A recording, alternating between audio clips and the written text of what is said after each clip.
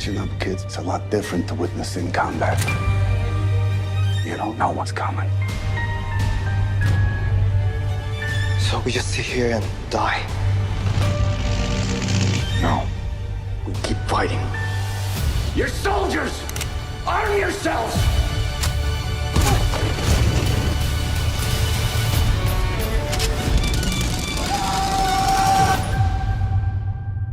Brandon, good afternoon. Jeff in Las Vegas.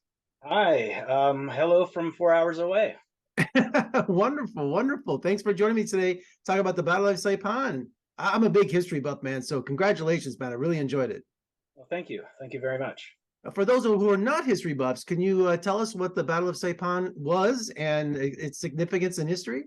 So this is very this movie is actually very, very, very, very, very loosely inspired by an actual event that happened during the final day of the Battle of Saipan, which doesn't seem to be really talked about so much these days. You know, usually you hear about Nazis or just Hiroshima or something when people speak about World War II. But Saipan is an island that's south of Japan in the middle of the Pacific that was occupied by the Japanese Imperial Army, and the Americans had set up a various bases and had sent, I think, 100,000, 150,000 troops there for about 2 months until the final siege, which the story that I pulled the idea from is inspired by. It's inspired by a dentist from UCLA named Ben Solomon, who defended his hospital camp from a Banzai invasion and had killed something like 100 enemy soldiers. And he unfortunately had lost his life, which actually is not a spoiler because the ending's different. Well, you said this is inspired by true events. And as a writer of the film, did you find yourself torn between facts and producing a drama? This isn't a documentary. So you took certain dramatic license to make an interesting movie, right?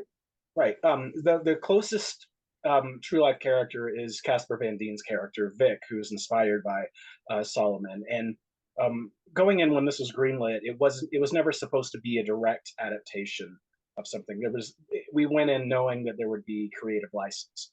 And this is a particular story that I had seen, I think, a History Channel special on or something many, many years ago, and I was just captivated by it. And I loved just his story of being an everyman and standing up to insurmountable odds. So I think really, as long as we capture the heart and the feeling and that desperation, then even though it's still fictionalized, that's the goal, and I hope we achieve that. Well, I found it fascinating that medics weren't expected to carry weapons, but they're still soldiers, right? And they must rise to the occasion when needed. And here's that time.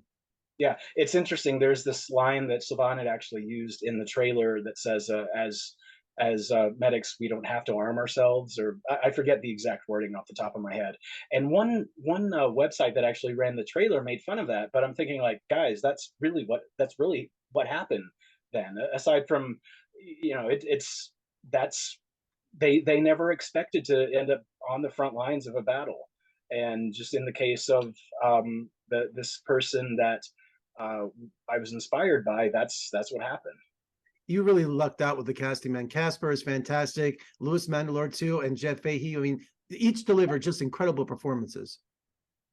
Yeah, Louis is someone I've known for many, many, many, many years, and he's sort of become my rock or good luck charm in a number of films over the past couple of years. So he was one of the first people cast, and then Casper and Jeff, and they all knew each other previously. They share a manager and had worked together before, and it helped create this just really lightning in a bottle chemistry, not just with them and me, but with the entire cast and crew. And we actually shot this in Bangkok, in Thailand, and even non-English speaking crew it was just infectious. Everyone felt kind of like a family. But yeah, each of them really, I think, offered something that is different than what they normally do, especially Casper. Casper, this is one of the more subtle roles that he's had lately, because of course most people know him for Starship Troopers, which is a satire.